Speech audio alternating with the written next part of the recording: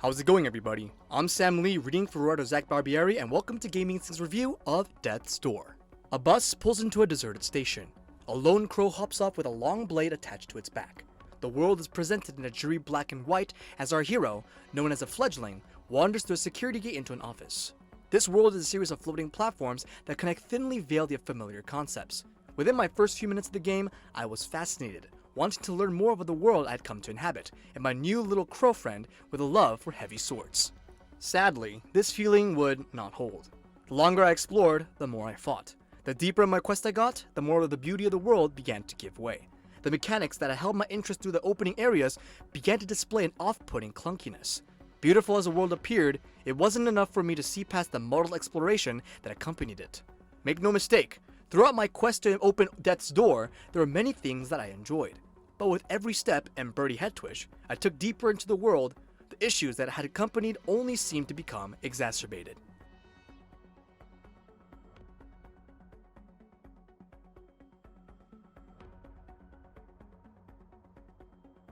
The setup for the game is pretty simple.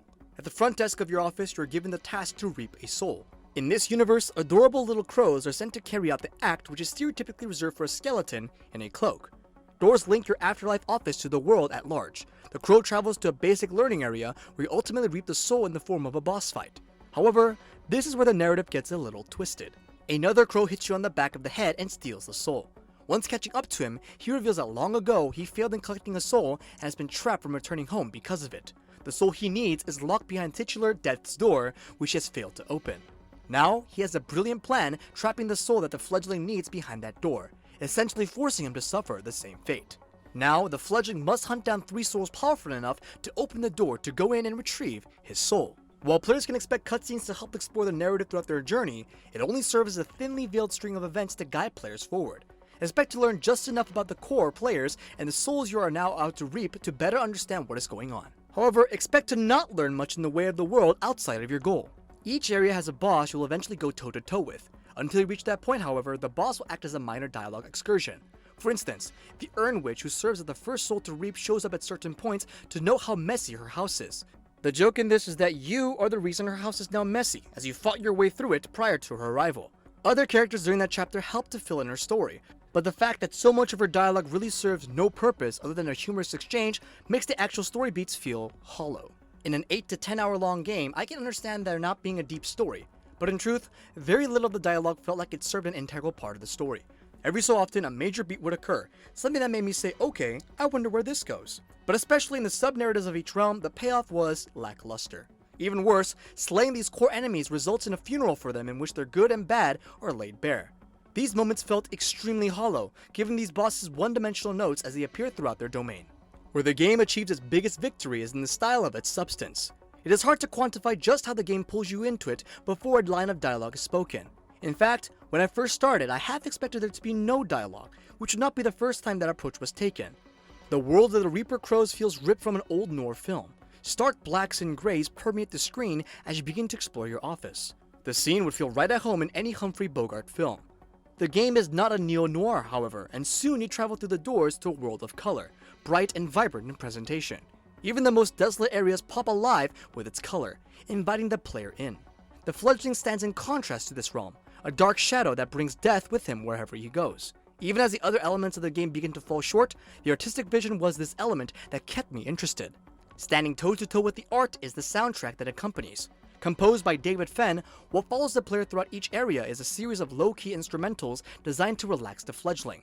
For instance, while wandering through ruin in the forest, I was accompanied by a soft guitar and underlying ambience. There was a faster, more lively music to be heard as well.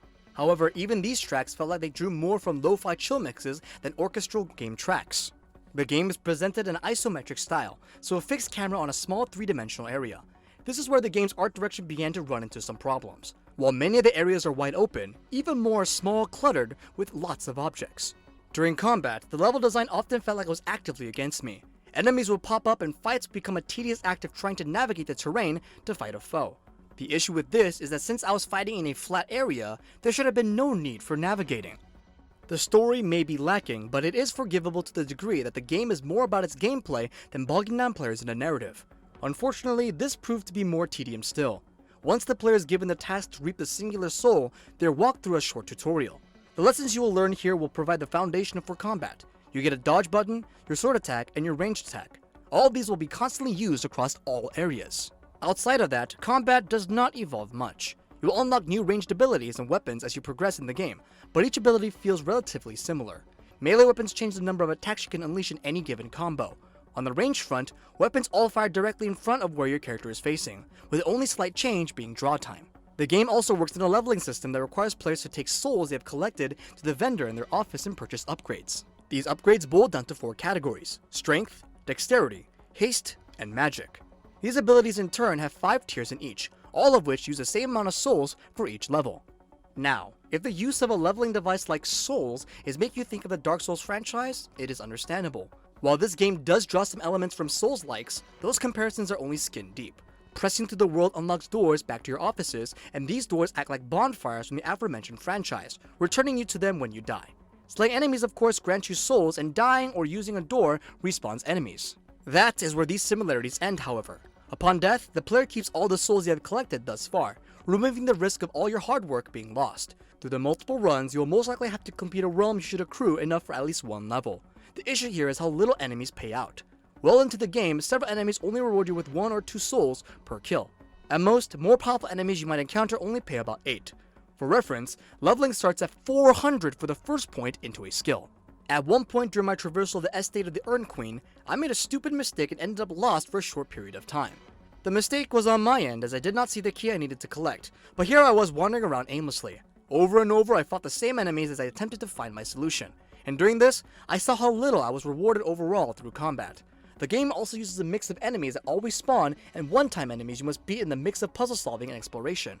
Once you have cleared an area, returning as I ended up doing has a lack of reward. There are a few areas that can be unlocked as you gain new abilities, but these pose the next core issue. The game blends a few genres together in its overall structure and a Metroidvania element in its front and center.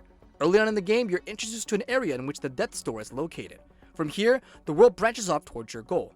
With a setup like this, players can expect plenty of backtracking.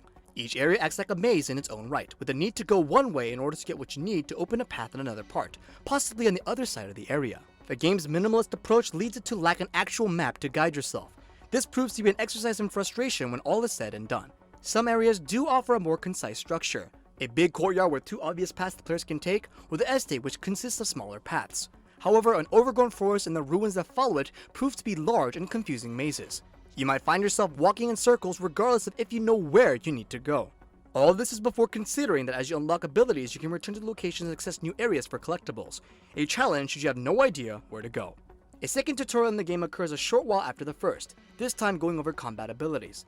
This includes a standard base attack you have already learned, as well as a heavy attack and a dodging attack that can be implemented into combat. Quickly, I learned how little I would actually use them. First off, combat occurs in 3 different variants throughout the game.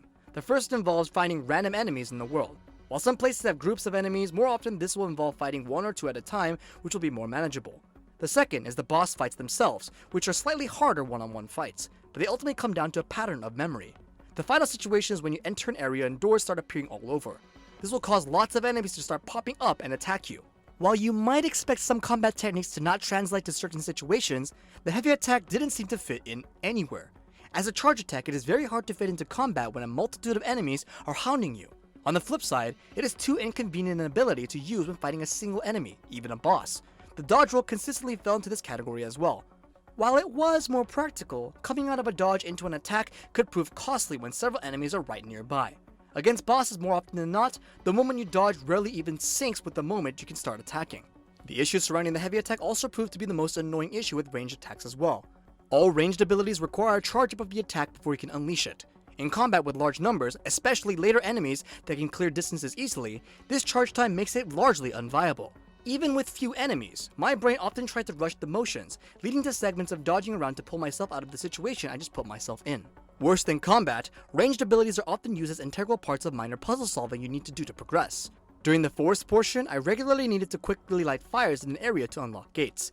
This would be a tedious affair on its own, but the need to charge each shot as you're rushing between the points proved to be a source of frustration, and this trend continues long into later hours of the game. The puzzles in general did very little to excite me. Not only do you wander around in areas with no map hunting them down, but most areas also rely on the same puzzle over and over again. Lighting torches is a classic puzzle trope that felt like it was played out by the end of the estate, but somehow just kept on going after. Other areas have you hitting buttons to make platforms appear, hitting a tree that shoots out exploding balls to clear breakable paths, lighting furnaces. As stated, this wouldn't be as annoying if they weren't introduced as soon as you entered and last through every single room. The core combat was one of the things that drew me in early on in the game. It was fast-paced, and the first fight doesn't present the features that I would follow. As soon as I reached my first base enemies, I started to see the biggest issue. Attacking an enemy is done through a combo and based on the direction your character is facing. Most enemies should be finished off with a base 3-hit combo you begin the game with. The issue became a problem for every combo that caused my final attack to slip right through. You attack for 2 hits, then your third would just air hit behind them. This is an issue early on because this exposes the player for a free hit by the enemies you are fighting. I had hoped to see this problem solve itself once I started leveling, but that only exacerbated it. Leveling your dexterity, which affects combo length and speed, only creates more hits to slip through the enemy. I invested in my strength set, hoping that it would make it slightly easier to finish them before this became an issue, but at best, later enemies took 1 less hit while early enemies required the same. One enemy in particular became the bane of my existence, a floating wizard that shoots a single ice shard at you before teleporting.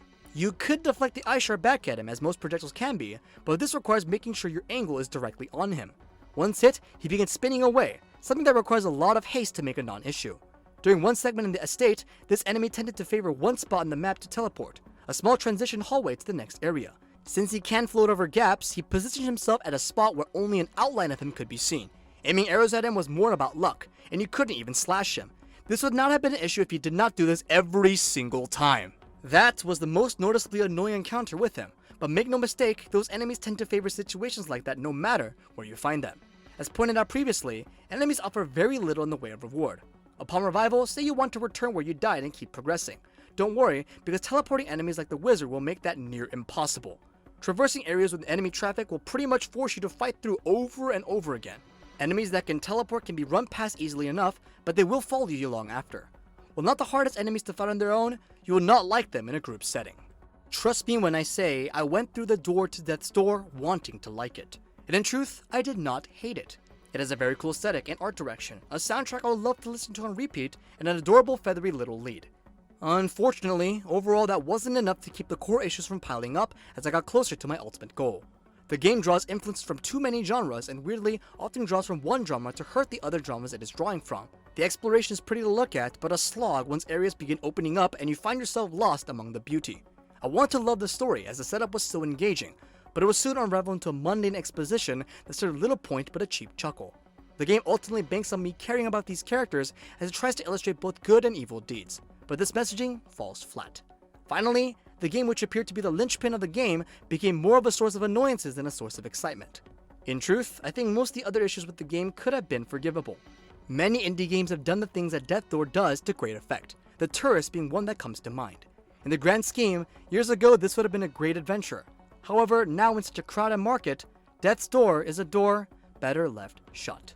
Gaming Instincts gives Death's Door a 6.5 out of 10. And this has been Gaming Instincts' review of Death's Door. To see more videos and content like this in the future, make sure to subscribe. Thanks for watching. This has been Sam Lee, and until next time.